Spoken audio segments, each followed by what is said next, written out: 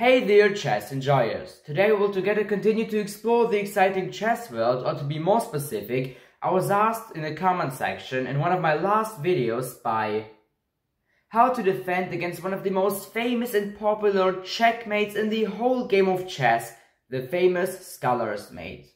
And therefore I will show and explain you in this video how to do it. But before we will get started, I would like to ask you to subscribe to this YouTube channel and also feel free to activate the announcement bell so you won't miss anything new on this channel. So the setup of the Scholar's Mate is actually pretty simple. White begins the game with pawn to e4, on which black answers with the similar move and very famous and often played move, which is pawn e5. On the aggressive and unusual move by white, queen to h5, attacking the black pawn here on e5, black answers with knight to c6, defending the pawn here. And now bishop to c4 by white, preparing something very dangerous for his opponent.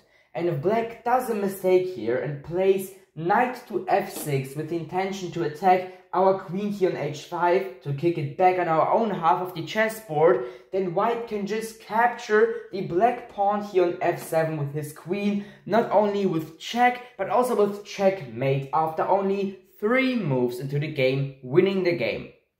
The same mating pattern may also be reached by various move orders. For example, white might play bishop to c4 at first and then queen h5 afterwards. This is also fine and also called the Scholar's Mate.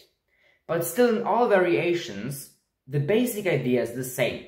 The queen and the bishop combine in a single and simple mating attack, occurring on f7 here for white, or of course also reversed for black here on f2.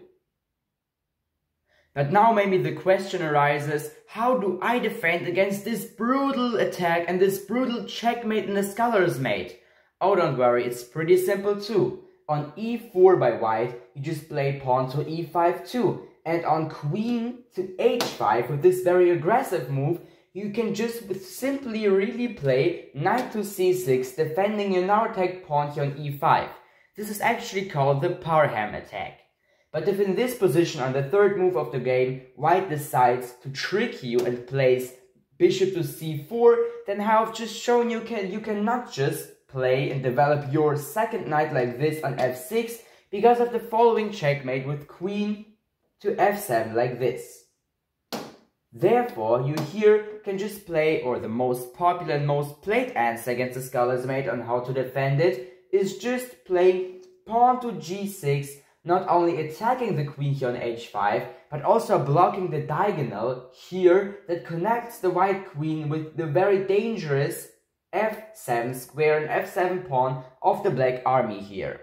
On pawn to g6, white in most of the cases will continue by escaping with the queen on f3, threatening again here with checkmate like this. And here you again have to be a bit careful, but after you have played now knight to f6, blocking this horizontal, connecting the queen with the dangerous f7 square, you're completely fine.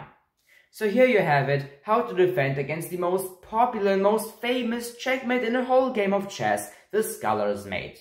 Feel free to subscribe to this YouTube channel, leave a like and write down there in the comments about which other chess topics or chess themes you want to have a brand new video on this channel. Till next time, bye!